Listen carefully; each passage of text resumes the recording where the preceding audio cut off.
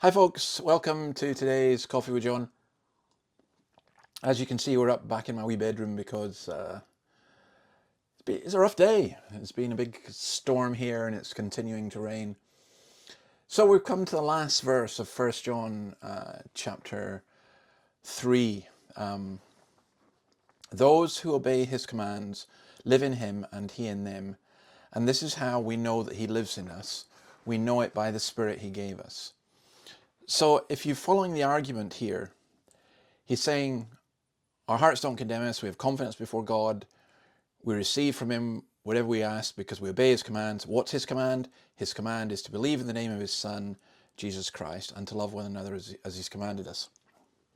And then he goes,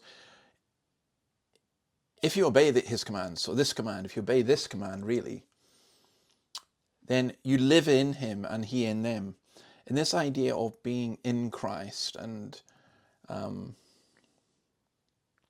Christ dwelling in us. How do we know that? How do we know Christ dwells in us? You know, I remember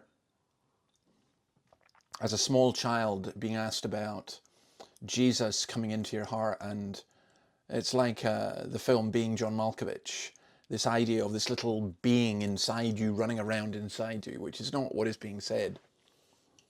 And he tells us, we know it by the Spirit he gave us.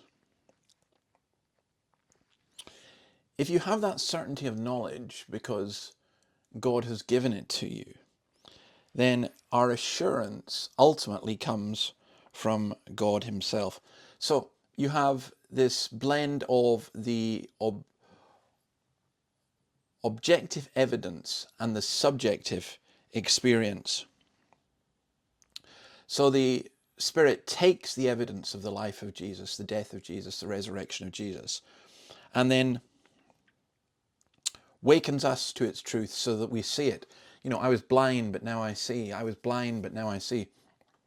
Sometimes I've been utterly perplexed when I've asked somebody, how do you hope to get to heaven? And they kind of say, well, I've done my best. I'm thinking, you've been listening to the gospel for 20 years and you still haven't got it. I was blind, but now I see.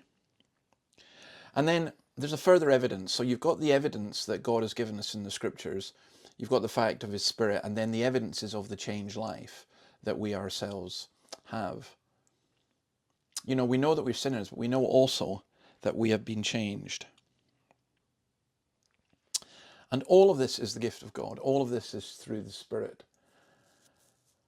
And all of it is, as John Newton says, grace. Grace has brought me safe this far, and grace will bring me home. Yeah.